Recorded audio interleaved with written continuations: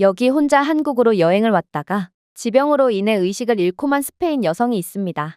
그리고 그녀는 한국인들이 쓰러진 자신에게 다가와서 한 충격적인 행동을 CCTV를 통해 확인하게 되고 이내 경악을 하며 그 자리에서 주저앉고 마는데요. 그렇다면 그녀가 대체 어떤 장면을 목격했던 것일까요? 안녕하세요. 저는 스페인 출신의 루시아라고 합니다. 저는 항상 햇볕이 따뜻했던 스페인의 조용한 마을에서 태어났지만 제 삶은 전혀 따뜻하지 않았습니다. 7살 때부터 저는 서서히 모든 것을 앗아가버리는 뇌전증이라는 저주를 받았거든요. 이 저주는 어느 평범한 학교 날부터 시작되었습니다. 쉬는 시간에 운동장을 건너던 중 저는 아무 경고도 없이 모든 반 친구들 앞에서 경련을 일으키며 쓰러졌거든요. 의식을 되찾았을 때 선생님의 얼굴은 두려움으로 창백했고 어머니의 눈은 울어서 붉어졌습니다. 무슨 일이 일어났는지 이해하지 못했지만 갑자기 달라졌을 뿐입니다. 그리고 제가 사는 곳 같은 작은 마을에서는 다르다는 것이 위험하다라는 뜻이었습니다. 그 후로 아이들은 더 이상 저와 함께 놀려고 하지 않았고 부모님은 필요 이상으로 저를 감시했어요. 결국 저는 12살이 되었을 때 학교에서 쫓겨나고 맙니다. 친구들의 괴롭힘도 괴롭힘이었지만 학교 측에서는 언제 쓰러질지 모르는 저를 책임지고 싶지 않다고 하더군요. 그리고 부모님의 집착은 더욱 심해져만 갔어요. 저는 혼자 걷는 것도 허용되지 않았어요. 요리도 할 수 없었고 감독 없이는 샤워도 할 수 없었죠. 부모님은 제가 목욕을 하다가 익사를 할까봐 걱정하셨거든요. 16번째 생일에 저는 부모님께 혼자 식료품을 살 수 있게 해달라고 간청했습니다. 몇 시간 동안 애원한 끝에 부모님은 마지못해 동의하셨습니다. 저는 떨리는 손으로 문을 나섰고 어쩌면 평범하게 일상적인 삶을 살 수도 있겠다는 희망을 붙잡고 있었습니다. 하지만 저는 돌아오는 길에서 횡단보도에 쓰러지고 말았어요. 나중에 보안 카메라를 통해 확인해 보니 아무도 저를 도와주지 않았더군요. 제가 술이나 약물에 취한 줄 알았는지 모든 차량들과 사람들은 제 주변을 선회할 뿐이었어요. 이게 바로 개인주의 문화에 찌든 유럽의 현실인 것입니다. 아빠는 영상을 보고 눈물을 흘리셨고 안전을 위해 제 침실 창문에 금속 막대를 설치하셨어요. 그리고 그때부터 저는 딸이 아닌 연약한 유물처럼 취급받았습니다. 저는 소셜미디어에서 친구들이 성장하는 모습을 지켜보았습니다. 그들은 학교를 졸업하고 세상을 여행하더군요. 하지만 저는 잠긴 방에 남겨진 채 잊혀진 그림자 속에서 살아갈 뿐이었어요. 그렇게 극심한 우울증과 약을 먹어도 더욱 심해지기만 하는 뇌전증 증세 속에서 저는 점점 죽어갔어요. 그때 제 인생을 뒤흔드는 소식이 들려옵니다. 루시아, 도쿄로 와. 내가 돌봐줄게. 일본 협력사로 파견을 갔던 언니가 힘들어했던 저를 부른 것입니다. 물론 부모님은 망설였지만 결국 언니를 믿으셨어요. 짧은 여행이 다시 숨쉬는데 도움이 될 수도 있다고 하시면서 말이죠. 그렇게 도쿄에 도착했을 때 표면적으로는 모든 것이 완벽해 보였습니다. 기대했던 대로 공항은 흠잡을 데가 없었고 일본인 직원들은 매우 정중했어요. 일본은 모든 것이 질서정연하고 존중하며 통제적인 것처럼 보였죠. 그리고 어쩌면 저는 일본이야말로 제가 있어도 될 만큼 안전한 곳일 수도 있을 거라고 생각했습니다. 하지만 날이 지나면서 우연이라고 하기에는 너무 의도적으로 느껴지는 작고 불안한 것들이 느껴지기 시작했습니다. 한때 제가 아는 사람 중 가장 낙천적이고 활기찬 사람이었던 언니는 이제 말을 거의 하지 않고 미소도 거의 짓고 있지 않더군요. 일본에 온 뒤로 언니는 완전히 다른 사람이 되어 있었어요. 언니는 일본인들과의 눈맞춤을 피하고 자신의 잘못이 아닌 일에 대해서도 깊이 사과하며 공공장소에서 어깨너머로 끊임없이 자신이 민폐짓을 하고 있는 건 아닌지를 확인했습니다. 도대체 이해가 안 됐어요. 저희가 만나는 모든 일본인은 고개를 숙이고 미소를 지으며 친절한 말을 사용했습니다. 그런데 도대체 언니는 이런 친절한 사람들과 지내면서 도대체 뭐가 문제라는 건가요? 하지만 어느 날 오후 저는 그것을 곧 직접 눈으로 보게 됩니다. 편의점에서 간식을 사러 가던 중 앞에 있던 젊은 외국인 부부가 일본어로 정중하게 말했습니다. 비전문가인 제가 듣기에 그들의 일본어는 꽤 유창해 보였어요. 그런데 일본인 계산원은 돈을 가져가면서 미소를 지었지만 그들이 떠나자마자 그는 숨죽이며 무언가를 중얼거렸고 다른 직원들은 박장대소를 하더군요. 저는 언니에게 그 직원이 뭐라고 말했냐고 물었습니다. 언니의 얼굴이 즉시 창백해지더군요. 놀라지 말고 들어. 그들은 그딴 것도 일본어라고 짓거리는 거야? 멍청한 외국인 놈들. 마치 인간의 언어를 말하려고 하는 짐승 같잖아. 라고 말했어. 그리고 언니는 일본에서는 이렇듯 겉과 속이 다른 일이 많이 일어난다고 말했어요. 저는 설마 싶었습니다. 아무리 그래도 자신의 조국이 좋아서 일본어까지 배운 그들을 조롱하고 놀리는 건 도저히 믿기지가 않는 모습이었거든요. 그리고 며칠 후 저는 처음으로 혼자 외출을 하게 됩니다. 언니가 경고했지만 저는 노력해야 했어요. 그리고 일본은 매우 안전하게 느껴지기도 했기에 저는 일본에 온 뒤로 단 한 번도 발작을 겪지 않았거든요. 그러나 제가 번잡한 쇼핑 거리에 들어섰을 때 최악의 상황이 찾아왔습니다. 저는 수많은 인파를 보고 일순간 긴장을 느꼈고 결국 뇌전증 증세가 도지며 그 자리에서 쓰러져 버리고 말았거든요. 제가 깨어났을 때 저는 인도 가장자리 근처에 어색하게 누워 있었고 머리는 차도 쪽으로 위험할 정도로 가까이 있었습니다. 옷은 더럽고 가방은 사라졌으며 몸은 아팠어요. 하지만 가장 충격적이었던 점은 그날 저녁 늦게 CCTV 영상에서 본 것이었습니다. 뇌전증 환자들은 쓰러졌을 때 어떻게 쓰러졌는지를 파악해서 부상을 치료해야 하기에 쓰러진 장면을 근처의 CCTV로 확인하는 게 필수거든요. 그런데 제가 경련을 일으키자 수십 명의 일본인들이 제 앞을 지나가고 있었지만 제게 도움을 주는 사람은 단 한 명도 없더군요. 어떤 일본인들은 힐끗 쳐다보더니 재빨리 시선을 돌렸고 한 남성은 도움을 요청하기 위해가 아니라 쓰러진 제 모습을 사진으로 찍어 SNS에 올리기 위해 휴대폰을 꺼냈습니다. 두 명의 10대가 제가 비틀거리며 넘어지는 모습을 흉내내며 비웃더군요. 그리고 이들 중 한 명도 구급차를 부르지 않았습니다. 지나가는 차들조차도 속도를 늦추었다가 계속해서 길을 떠났습니다. 아무도 차를 세우지 않았습니다. 아무도 멈추지 않았습니다. 저는 바로 거기서 죽을 수도 있었지만 그럼에도 일본인들은 움찔하지도 않더라고요. 제가 언니에게 영상을 보여줬을 때 언니는 좌절했어요. 그녀는 침묵 속에서 화면을 바라보며 속삭였습니다. 미안해. 미리 말했어야 했어. 일본인들은 표면에만 신경을 써. 여기 있는 누구도 규칙을 어기지 않지만 동시에 누군가의 생명을 구하기 위해 관심을 끌 위험을 감수하는 사람도 없어. 이게 바로 일본의 본 모습이야. 그날 밤 저는 몸 상태가 아니라 두려움과 배신감에 떨며 침대에 누워 있었습니다. 겉으로 보기에는 일본이 아름다워 보였지만 그 세련된 외관 아래에는 무서운 것이 숨어 있었습니다. 침묵은 평화가 아니라 억압이었다는 것을 깨달았습니다. 미소는 친절이 아니라 가면이었습니다. 그리고 질서는 안전이 아니라 고립이었습니다. 저처럼 취약한 사람에게 일본은 치유의 장소가 아니었습니다. 사라져도 아무도 모를 곳이었습니다. 그리고 저는 평생 동안 저를 괴롭혔던 생각, 즉 제가 쓸모없고 무가치하다는 생각이 갑자기 확실해졌습니다. 제가 그들 바로 앞에서 쓰러지는 것을 보고도 손가락 하나 까딱하지 않는다면 어쩌면 저는 이 세상에서 아예 중요하지 않은 사람임이 분명했어요. 세상에 폐만 끼치는 존재일 뿐이죠. 제 우울증은 극심해졌습니다.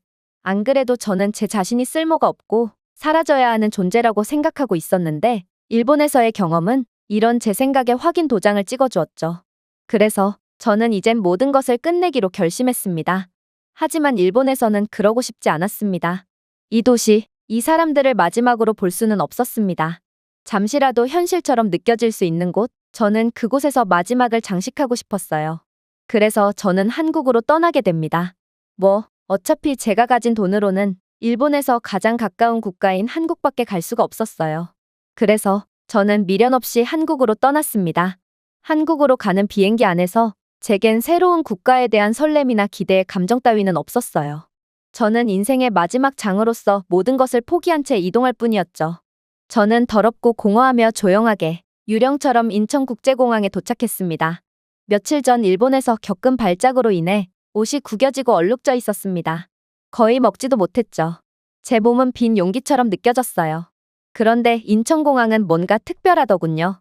일본 공항에서 보던 모습처럼 질서정연하고 조용하면서도 뭔가 더 기술적이고 사람들이 생기 있어 보였어요.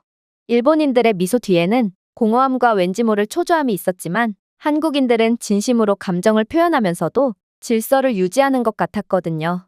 그러나 거기까지였어요. 삶의 의지가 전혀 없던 제가 도대체 무슨 영감과 행복을 느끼겠어요? 그저 허름한 행색과 우울한 표정으로 계속해서 이동할 뿐이었죠. 그런데 그때 놀라운 일이 벌어집니다. 웬 한국인 중년 남성이 저를 유심히 쳐다보더니 이내 영어를 구사하며 제게 말을 걸어왔거든요. 무슨 일이 있으신 건가요? 흠칫했습니다. 그의 말은 제게 당신 행색이 초라해 보이는데 이곳에 불법적인 일을 하러 온 거 아냐? 그런 게 아니라면 공공장소에서는 다른 사람을 위해서라도 깔끔하게 옷을 입고 다니는 게 어때? 로 들렸거든요. 당연했죠. 일본에서 겉과 속이 다른 표현 방식을 배워온 저는 누군가 저를 칭찬을 하더라도 그 칭찬이 곱게 들리지 않는 상태였거든요. 그런데 그 다음에 일어난 일이 더욱 충격적이었어요. 이 중년의 한국인 남성은 제게 따라오라는 듯 손짓을 해왔거든요. 저는 잔뜩 풀이 죽었습니다. 아무래도 이 남성은 저를 공항 보안실에 끌고 가기 위해 손짓을 하는 게 분명해 보였거든요. 설렘만이 가득해야 할 공항에서 허름한 행색과 우울한 표정을 짓고 있는 저는 한국인들에게 오해를 사게 되었고 공항에 도착하자마자 보안실로 끌려가게 생긴 것입니다. 그러나 저는 힘없이 그를 따라가게 된 곳에서 정말 경악을 금치 못할 장면을 목격하게 되었어요. 바로 그가 저를 데려간 곳은 보안실이 아니었고 공항 2층 휴게실 옆에 있는 코인 세탁실이었기 때문입니다. 그는 문 앞에서 망설이는 제 모습을 보고 부드러운 미소를 지으며 다가왔어요. 당신에게 무슨 일이 있었는지는 모르겠어요. 하지만 깔끔한 옷을 입으면 마음까지도 깨끗해진답니다. 이곳 세탁실이 당신에게 위로가 되었으면 좋겠어요. 저는 고개를 떨구고 말았습니다. 도쿄 도로에서 쓰러졌을 때의 희미한 자국이 남아있는 더러운 옷을 보면서 손이 떨렸습니다. 이 남성은 얼굴을 찡그리지도 않고 그저 제가 세탁기를 잘 이용할 수 있도록 도와주었어요. 부끄러워하지 마세요. 이곳 세탁실은 원래 이런 용도로 사용되는 곳이니까요. 저기 임시용 여분의 옷도 있으니 탈의실에서 갈아입은 후에 잠시 대여하면 돼요. 그리고 그렇게 코인 세탁실 옆 탈의실에서 옷을 갈아입은 저는 더더욱 놀라운 경험을 하게 되었죠. 기다릴 필요도 없어요. 이 남성은 부드럽게 말했습니다. 20분 안에 끝날 거예요. 세탁 과정과 건조 과정 모두요. 그리고 남성은 이러한 아리송한 말을 건네고는 그대로 떠나버렸죠. 처음에 저는 그가 대체 무슨 이야기를 하는 건가 싶었습니다. 세탁기와 건조기를 전부 돌리는데 20분도 안 걸리다니 이건 말이 안 됐거든요. 최소 2시간은 필요할 거예요. 하지만 그는 과장하지 않았더군요. LG 브랜드의 기계는 조용하고 날렵하며 놀라울 정도로 빨랐거든요. 알고 보니 한국은 전 세계 가전시장을 지배하고 있는 최고의 기술 강국답게 이렇듯 압도적으로 빠른 세탁과 건조를 전부 수행하는 일체형 세탁기를 전 세계 최초이자 유일하게 개발한 국가더라고요. 그렇게 저는 20분도 안 돼요. 깨끗할 뿐만 아니라 따뜻하고 건조한 라벤더 향이 나는 옷을 얻게 되었습니다. 주변을 지켜보는 직원은 없었습니다. 도난에 대한 경고 표지판도 없었습니다. 심지어 이곳 세탁기를 이용하는 일부 한국인들은 20분의 대기시간 동안 테이블 위에 소지품을 홀로 두고 커피를 구매하러 간다거나 화장실에 다녀왔으며 아무 생각 없이 자신의 소지품을 회수해 가더군요. 그럼에도 아무도 훔치지 않았습니다. 스페인에서는 방치된 싸구려 음식조차 사라질 것입니다. 하지만 여기 한국에서 실내는 향기처럼 공중에 매달려 있었습니다. 저는 뭔가 눈물이 났어요. 정말 아름다웠거든요. 제 조국인 스페인이나 일본에서는 단 한 번도 받아본 적 없는 호의를 한국에 오자마자 겪게 되고 이렇듯 상대방을 신뢰하는 아름다운 한국인들의 모습을 보니 뭔가 알 수 없는 희망이 샘솟는 기분이 들었거든요. 그러나 여기까지일 거라고 생각했습니다. 저는 제 자신이 아무런 쓸모가 없는 존재라는 것을 아주 잘 알고 있었고 그렇기에 더 이상의 기적은 일어나지 않을 거라고 확신했거든요. 그렇게 저는 깔끔해진 옷을 입은 채 공항을 빠져나가기 위해 이동했습니다. 놀랍게도 인천공항 내부에는 지하철, 택시, 기차, 버스 등 모든 대중교통 시설을 이용할 수 있도록 완벽한 교통 인프라가 구비되어 있었는데요. 분명 제가 일본에 가기 위해 자료를 찾아볼 때만 해도 일본은 자신들의 교통 인프라가 전 세계 최고라며 홍보에 열을 올리고 있었지만 일본 공항은 인천공항 수준의 대중교통 인프라를 전혀 갖추고 있지 않았습니다. 하지만 한국은 자신들의 모습에 자신이 있었는지 전혀 홍보 없이도 한국을 방문한 외국인들 모두에게 극한의 편리성과 감탄을 자아내고 있었죠. 저는 지하철을 이용하기로 했습니다. 저는 남은 돈도 얼마 없었는데 일본과는 달리 한국의 지하철 요금은 매우 저렴했거든요. 그런데 그렇게 지하철로 이동을 하던 찰나 지하철 역무원으로 보이는 한국인 남성이 저를 흘깃흘깃 쳐다보는 거 아니겠어요? 제 인생을 회상했을 때 누군가의 관심이 제게 좋은 방향으로 작용한 적은 단 한 번도 없었기에 저는 긴장감을 느끼며 발걸음을 재촉했는데요. 그런데 직원은 제게 놀라운 말을 해오는 거 아니겠어요? 안녕하세요. 저는 이곳 역무원입니다. 당신은 너무 지치고 피곤해 보이는군요. 저희의 짐 배송 서비스를 이용해 보시겠습니까? 눈을 깜빡였습니다. 뭐라고요? 그가 미소를 지었어요. 여기서 당신의 수화물을 붙일 수 있습니다. 당일 저녁까지 당신의 숙소로 배송될 수 있죠. 즉, 당신은 가볍고 자유롭게 여행할 수 있다는 것입니다. 그는 시스템을 설명하는 브로셔를 건네주었습니다. 저는 이러한 시스템이 존재한다는 것 자체를 믿을 수가 없었어요. 당일 배송? 그것도 무료로? 스페인에서 이런 시스템이 생겨난다면 짐 배송에 한 달 이상은 걸리고 배송료도 제 캐리어 안에 들어있는 물품의 가격만큼 요청될 게 뻔해요. 하지만 한국은 정말로 완전히 차원이 다른 국가더군요. 제 여행 가방에는 태그가 부착되었고 공항의 안전한 배송 시스템에 적재되어 한국의 전국 고속 대중교통 물류 네트워크를 통해 운송된 후 숙소로 바로 배송된다고 했어요. 제가 신경 쓸 것은 아무것도 없습니다. 걱정할 필요가 없었어요. QR코드를 통해 전체 시스템이 실시간으로 추적되었거든요. 저는 여전히 반쯤 믿기지 않는 표정으로 영무원을 쳐다보았습니다. 그러자 그는 놀라운 이야기를 해오더군요. 당신의 얼굴은 걱정과 근심으로 가득 차 있어요. 당신에게 무슨 일이 있었는지는 잘 모르겠지만 한국은 그런 당신의 걱정을 전부 해소시켜 줄 것입니다. 고민이나 문제가 있다면 절대로 혼자 담아두지 말고 다른 한국인들에게 도움을 요청하세요. 적어도 한국에서는 모든 한국인들은 기꺼이 당신의 편이 되어줄 테니까 말이에요. 그의 말에 저는 살면서 처음 느껴보는 기묘한 감정을 느꼈어요. 이 사회의 모든 세부사항, 즉 효율성, 지능, 디자인이 하나의 메시지를 전달하는 것 같았습니다. 여기서는 안전합니다. 당신은 여기서 존경받습니다. 여기서 살 수 있습니다. 하지만 최첨단 인프라나 기계 때문만이 아니었어요. 아무런 대가 없이 제가 더러워진 옷을 세탁할 수 있도록 도와준 한국인 남성, 그리고 짐 배달 서비스를 가장 자연스러운 선물처럼 설명해준 영무원 등 저는 살면서 단 한 번도 겪은 적이 없었던 놀라운 친절이었어요. 일본에서 저는 길거리에서 쓰러져 쓰레기처럼 무시당했지만 한국에서 저는 어쩌면 이런저라도 삶을 이어나갈 가치가 있는 사람일 수도 있을 거라는 희망을 얻었어요. 그리고 서울로 가는 조용한 지하철을 타는 도중 저는 눈물이 왈칵 쏟아지는 것을 느꼈습니다. 슬픔 때문이 아니라 낯선 사람들의 보살핌을 받는 낯선 따뜻함, 저를 도와줄 이유도 없는 나라에 의해 위로받는 것, 그러한 경험들이 머릿속에서 떠나지를 않았거든요. 그리고 마침내 지하철에서 나와 도시를 걷기 시작하는 순간 저는 더 이상 제가 알던 세상에 없다는 것을 깨달았습니다. 주변의 모든 것은 정확하고 지적이었어요. 일본의 상위 호환의 느낌이었죠. 한국의 넓은 인도는 도보와 자전거 차선으로 나누어져 각각 선명한 표지판과 시각 장애인을 위한 촉각 포장까지 표시되어 있었습니다. 신호등은 모두 초 단위로 카운트다운되어 보행자와 운전자 모두 다음 행보를 예상할 수 있는 충분한 시간을 가질 수 있었습니다. 하지만 가장 인상 깊었던 것은 한국인들은 실제로 그러한 인프라를 100% 효율적으로 이용하고 있었다는 것이었습니다. 아무도 무단횡단하지 않았습니다. 그리고 신호를 위반하는 자동차나 조금이라도 더 빨리 가기 위해 무리하는 차도 하나도 없었어요. 한국은 모두가 하나가 되어 숨쉬는 사회처럼 리듬을 타고 움직였습니다. 저는 종로의 한 주요 교차로에서 버스 정류장 근처에 있는 디지털 간판을 보기 위해 잠시 멈췄어요.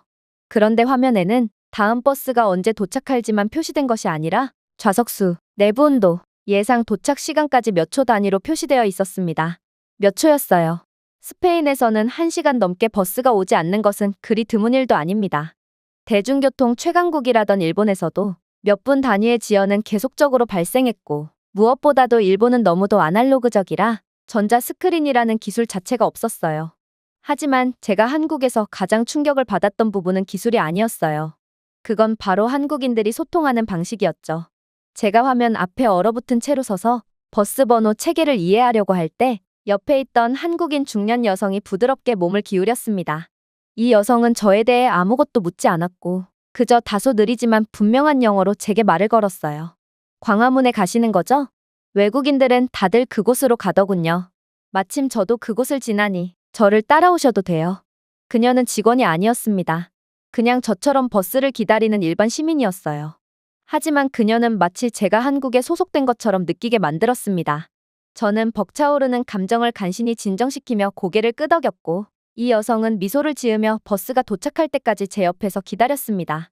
그리고 저희가 탑승했을 때 이 여성은 자신의 카드를 2개 꺼내어 2번 두드리며 앉으라고 손짓하기도 했습니다. 잔돈이 없으시네요. 이 버스는 10,000원짜리 지폐를 곧바로 거슬러 줄 수는 없어요. 무슨 말을 해야 할지 몰랐어요. 일본에서는 아무도 제 눈을 쳐다보지도 않았어요. 하지만 한국에서는 낯선 사람이 눈 하나 깜빡이지 않고 제 요금을 대신 지불했습니다. 역시나 버스 안에서도 놀라운 일이 벌어지고 있었어요. 좌석마다 USB 충전 포트가 있고 입구에는 손소독제가 있으며 한국어, 영어, 중국어, 일본어 등 4개 언어의 부드러운 음성 안내가 있었습니다. 모든 정류장마다 안전하게 문이 열리고 닫혔지만 아무도 서두르지 않았고 아무도 소리치지 않았어요. 그리고 가장 놀라웠던 건 한국인들은 남녀노소 누구나 노약자가 탑승하자마자 자리를 양보했다는 것입니다. 정말로 한국인들에게 배려란 숨 쉬는 것처럼 본능적인 것처럼 보였어요. 이런 나라에서 산다면 어떤 기분일까요? 한국에서만큼은 왠지 아무리 생전 처음 보는 제가 쓰러진다고 해도 모든 사람들이 달려와 저를 도와줄 것만 같았고 저는 진심으로 이 사람들이 부러워지기 시작했습니다. 그렇게 저는 광화문에서 하차했어요. 재밌는 건 처음에 제게 말을 걸어주신 한국인 아주머니뿐만 아니라 버스에서 제게 무심해 보였던 다른 승객들까지도 제가 이곳 정류장에서 내릴 것을 알았는지 해당 정류장에 버스가 서자 너나 할 것 없이 저보고 하차를 해야 되지 않냐며 말을 걸어주더군요. 아무래도 이곳은 꽤나 유명한 관광지인 모양이었는데 저는 서로 경쟁을 하듯 헌신적인 도움을 베풀어주는 한국인들의 착한 배려심에 감탄을 할 뿐이었어요. 도대체 생전 처음 보는 외국인이 하차를 잘못할까 걱정돼서 신경 써주는 사람들이 어디에 있단 말인가요? 그런데 전 세계 그 어디에서도 찾아볼 수 없는 이런 종류의 사람들은 전부 다 한국에 모여 살고 있었던 것입니다. 버스가 광화문역에 정차했을 때 저는 경외심 반 두려움 반의 감정으로 천천히 내렸어요. 주변 도시는 전통 궁궐문 뒤에 유리 마천루가 솟아있고 한국인들은 조용하고 정중하게 이동하는 등 거리의 우아함은 압도적이었습니다. 저는 생명줄처럼 휴대폰을 꽉 쥐고 있었습니다. 당연했죠. 숙소의 위치, 그리고 번역 앱, 위치 서비스 등 한국에서의 여정에 필요한 모든 것들이 휴대폰에 그대로 담겨 있었거든요. 저는 지도가 서울 도심의 낯선 미로를 안내해 줄 것이라고 기대하며 지도를 열었습니다. 하지만 지도를 염과 동시에 저는 완전히 얼어붙어 버리고 말았죠. 왜냐하면 데이터가 소진되었습니다 라는 메시지가 나타났기 때문입니다. 그랬습니다. 데이터를 전부 소진했던 거였습니다. 실수였어요. 저는 여행이 아니라 죽을 것을 예상하고 한국에 왔습니다. 그래서 공항 키오스크에서 가장 저렴한 심카드를 구입했는데 어차피 제겐 데이터가 큰 의미가 없을 거라고 판단했고 그래서 하루 동안 가볍게 사용할 수 있을 정도의 데이터만을 구매했거든요. 제겐 더 이상 필요 없을 것 같았죠. 그러나 한국에서 왠지 모를 매혹을 느낀 저는 계획에도 없던 여정을 이어나갔고 결국 위기를 맞이하게 된 것입니다. 갑자기 조금 전까지만 해도 그렇게 아름다웠던 도시가 알 수 없는 상징과 알 수 없는 얼굴들로 흐릿해졌습니다. 주변의 모든 것이 낯설고 닿을 수 없는 것처럼 느껴졌습니다. 저는 이 낯선 도시에서 휴대폰 없이는 아무것도 할 수가 없었고 제 머릿속은 점점 공포심에 잠식되기 시작했어요. 그때 횡단보도 옆에 서 있던 한 젊은 남자가 저를 유심히 쳐다봤습니다. 그러고는 걱정스러운 눈빛을 보내며 무슨 문제가 있는지 묻더군요. 저는 망설이며 데이터가 전부 소진되었다는 제 스마트폰 화면을 보여주었어요. 그런데 제 화면을 확인한 그는 기이한 반응을 보이기 시작했습니다. 그는 제 화면을 보자마자 걱정스럽다는 눈빛을 전부 거두어버리더니 이건 한국에서 아무것도 아닌 상황인 것처럼 행동하기 시작했거든요. 걱정하지 마세요. 그는 아무렇지 않게 말했습니다. 여기는 한국입니다. 데이터가 필요하지 않아요. 그가 저를 조롱하는 건가요? 그렇게나 착했던 한국인들인데 도대체 갑자기 저를 조롱하는 이유가 뭐란 말인가요? 저는 혼란스러워하며 그를 쳐다보았습니다. 무슨 말씀이세요? 그러자 이 남성은 가로등을 가리키더군요. 전에는 눈치채지 못했지만 작은 파란색 스티커에 서울 프리 와이파이라는 기호와 함께 적혀 있었습니다. 그런 다음 그는 건물들을 가리켰습니다. 저기, 그리고 저기. 전부 다 무료 와이파이예요. 한국에서는 초고속 무료 와이파이가 어디에나 있죠. 그냥 이 와이파이를 사용하면 돼요. 데이터를 연결할 필요가 없죠. 이게 말이나 된다는 말인가요? 한국은 얼마나 돈이 남아도는 국가길래 이 정도 인프라를 구축할 수가 있단 말인가요? 아무리 생각해도 이건 너무 꿈만 같은 일이었고 저는 그저 회의적으로 휴대폰을 열고 사용 가능한 네트워크 목록을 확인해 봤습니다. 그런데 정말로 와이파이는 수십 개나 있더군요. 그리고 와이파이를 탭했더니 즉시 연결되었어요. 귀찮은 구독도 없었고 비용을 지불할 필요도 없었어요. 심지어 매우 빨랐어요. 지도를 다시 열었더니 몇 초 만에 로드되었거든요. 이건 너무나도 비현실적으로 느껴졌어요. 스페인에서는 카페에서조차 와이파이 비밀번호를 넘겨받기 전에 물건을 사라고 요구받습니다. 그리고 1시간이 지난 후에는 인터넷 요금 명목으로 추가적인 비용을 지불해야 하죠. 일본에서도 상황은 별반 다르지 않았어요. 공공 와이파이는 전무했거든요. 그러나 여기 한국에서는 길거리 한복판에서도 끊기지 않는 와이파이를 사용할 수 있던 것입니다. 젊은 남자는 제 경악을 하는 표정을 보고 다시 미소를 지었습니다. 지하철, 공원, 심지어 일부 등산로까지 한국에서는 와이파이가 안 되는 곳이 없어요. 당신도 곧 익숙해질 거예요. 조금 전까지만 해도 느꼈던 두려움이 전부 사라졌습니다. 다른 어떤 곳에서든 인터넷을 잃었다는 것은 영원히 길을 잃는다는 것을 의미했을지도 모르지만 한국에서는 그렇지 않았거든요. 왜냐하면 한국에서 저는 결코 혼자가 아니었기 때문입니다. 그렇게 저는 광화문 주위를 계속 돌아다녔어요. 홀린 듯 경치를 감상했고 도시 분위기를 즐겼죠. 저는 분명 이곳에 관광 목적으로 온 것이 아니었지만 지금만큼은 그 누구보다 설렘을 느끼는 행복한 관광객이었어요. 저는 제가 왜 한국에 왔는지에 대한 이유조차 까먹어 버렸거든요. 그리고 어느새 서울 하늘은 희미한 별빛과 먼 고층 빌딩의 빛으로 흩날리는 풍부한 남색으로 어두워져 있었습니다. 기적 같은 한국의 공공 와이파이 덕분에 여기까지 오게 되었고 한국의 도시는 제 손을 부드럽게 잡고 있는 것처럼 제게 소속감과 자신감을 느낄 수 있도록 해주었어요. 하지만 그 느낌은 화면 너머로 배터리가 1% 남아있습니다 라는 메시지가 깜빡이는 것을 보는 순간 증발했습니다. 얼어붙었습니다. 너무 안일했어요. 저는 무료 와이파이를 얻는 순간 숙소의 위치쯤은 외워둬야 했습니다. 그러나 저는 숙소의 위치 정도는 스마트폰을 확인하며 곧바로 확인할 수 있다고 생각했기에 그저 안일하게 관광을 즐기고 있던 거였죠. 다시금 어두운 저녁빛 속에서 모든 것이 낯설어지기 시작했습니다. 아까는 낮이었지만 지금은 밤이었어요. 그래서 더욱 위험했고 두려운 감정이 들었죠. 지금까지는 운이 좋았지만 이번만큼은 절대로 위기에서 벗어날 수 없을 거예요. 만약 한국의 치안이 스페인만큼 형편없다면 제 운명은 아마 여기까지일 수도 있겠죠. 하지만 그때 놀라운 일이 벌어지기 시작했습니다. 한 한국인 여성이 저를 지나쳐가다가 제 갈 곳 잃은 눈동자를 보고 제게 말을 걸어오기 시작했거든요. 무슨 문제가 있으신가요? 그렇게 대화를 나누면서 저는 또다시 경악의 감정을 느낄 뿐이었어요. 이 여성은 제게 벤치를 가리키며 스마트폰은 이곳 벤치에서도 곧바로 충전이 가능하다는 놀라운 이야기를 해오는 거 아니겠어요? 저는 그녀가 저를 놀리는 건가 싶어 다소 의심스러운 눈초리로 이 여성을 쳐다보았지만 그럼에도 제게 선택권 따위는 없었어요. 그렇게 저는 이번에도 반신반의하며 벤치로 향할 뿐이었죠. 그리고 저는 이곳 벤치에 도착하자마자 까무러치게 놀라고 말았습니다. 왜냐하면 벤치에는 전자기기 무선 충전 패드가 부착되어 있었고 제가 전원이 꺼진 스마트폰을 패드에 놓자 몇 초 만에 화면에 불이 켜졌거든요. 벤치에 무선 충전 기능이 내장되어 있다니 심지어 이러한 공용 인프라가 무료로 운영됨에도 훼손이나 도난 없이 유지되고 있다니 저는 이젠 한국에 놀라기도 지쳐 한숨을 내쉴 뿐이었습니다. 그러나 제가 침착을 되찾기도 전에 한국인 여성은 제게 또다시 놀라운 이야기를 해오기 시작했어요. 스마트폰 충전이 완료되려면 시간이 조금 걸릴 거예요. 당신의 숙소는 이곳에서 별로 멀지 않은 곳에 있으니 제가 당신을 숙소까지 데려다 드릴게요. 한국에서 누군가 저를 도와준 것은 이번이 처음이 아니었지만 멀리서 저를 안내하는 것이 아니라 저와 함께 걸어준다는 건 완전히 다른 이야기였어요. 그녀는 제게 시간을 투자해 가면서까지 도움을 베풀어주는 거였거든요. 전 세계 그 어떤 국가에서도 이 정도의 친절을 겪을 수는 없을 거예요. 하지만 그녀와 함께 걷는 길에 이 한국인 여성은 이렇듯 길을 묻는 사람과 함께 걸어서 목적지에 데려다주는 것은 한국에서는 너무도 흔하다며 그리 특별할 것도 없다는 반응을 보일 뿐이었는데요. 심지어 이 여성은 제게 아무런 대가도 요구하지 않고 그저 저를 숙소까지 데려다준 후에 그대로 떠나버렸기에 저는 이러한 감동적인 호의의 눈물을 흘릴 수밖에 없었습니다. 그야말로 한국인들의 행동은 제가 알아야 할 모든 것을 말해주었습니다. 물론 한국의 기술은 매우 뛰어났지만 그들의 기술은 인류를 대체했다기보다는 오히려 인류애를 증폭시켰습니다.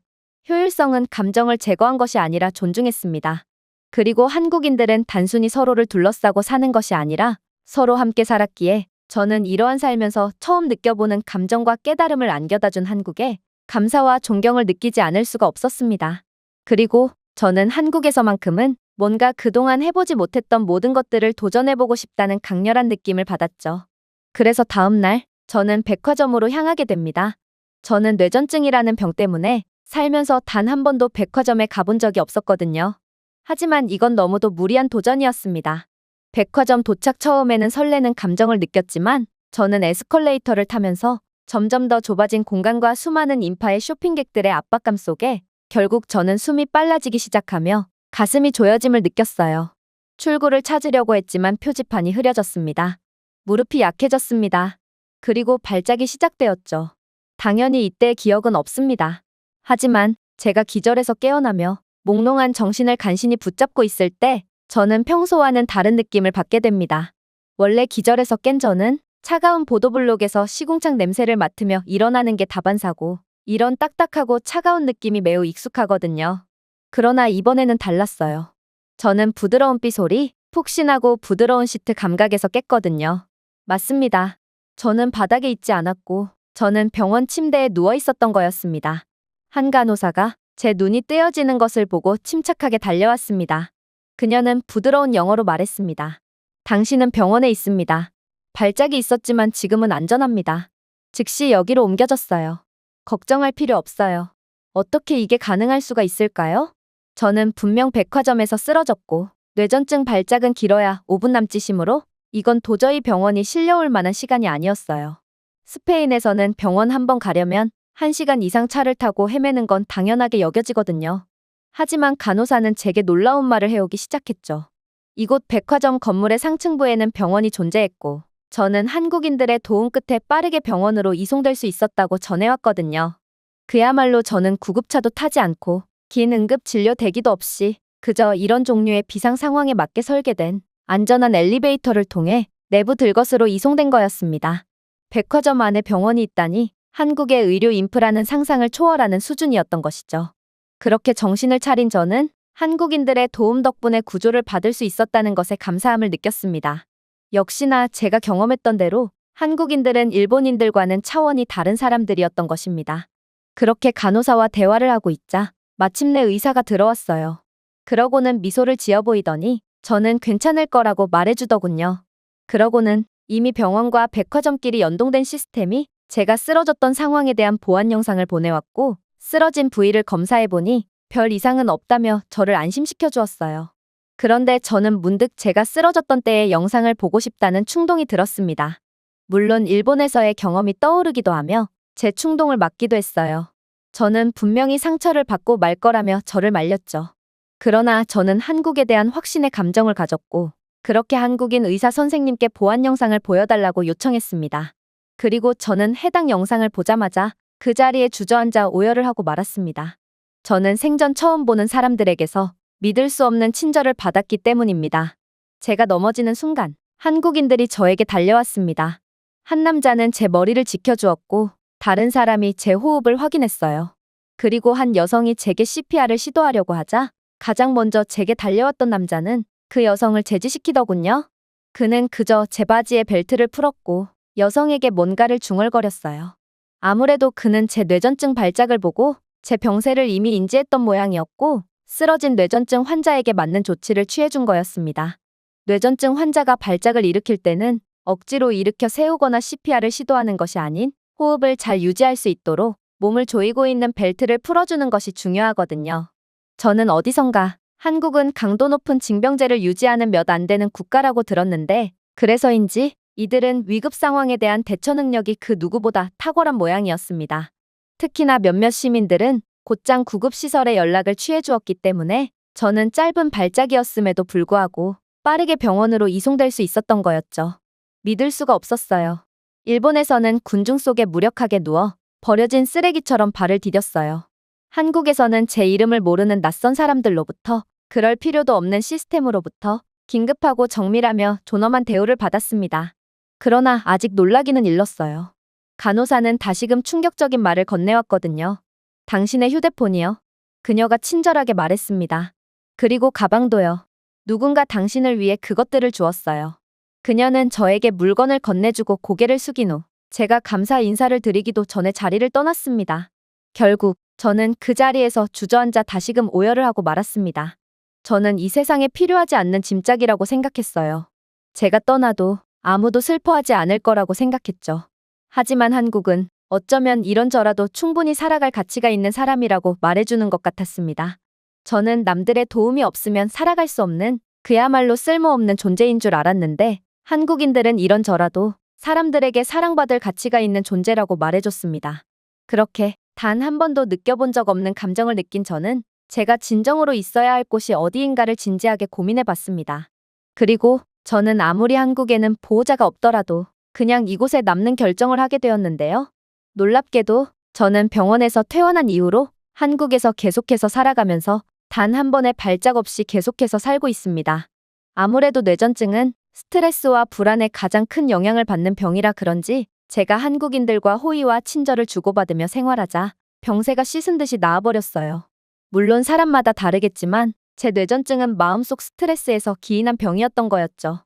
스페인에서는 매일같이 한 움큼의 약을 먹어도 전혀 차도가 없던 병이 한국에서 생활하자마자 나아버리다니 그야말로 한국은 저를 지옥 속에서 구원해준 것입니다. 병원에서는 제가 만약 추후 6개월 동안 발작이 없을 경우 사실상 제 뇌전증은 완치가 되었다고 해도 무방하다고 했는데요. 저는 한국과 함께라면 앞으로의 6개월도 잘 버틸 수 있을 거라고 확신하고 저는 현재 제 조국보다 사랑하는 한국에서 행복하게 인생제 2막을 펼쳐가고 있습니다. 제가 준비해온 내용은 여기까지입니다. 끝까지 시청해주셔서 진심으로 감사드리며 여러분들의 구독과 좋아요, 알림 설정은 영상 제작에 큰 힘이 됩니다. 이상 세모튜브였습니다.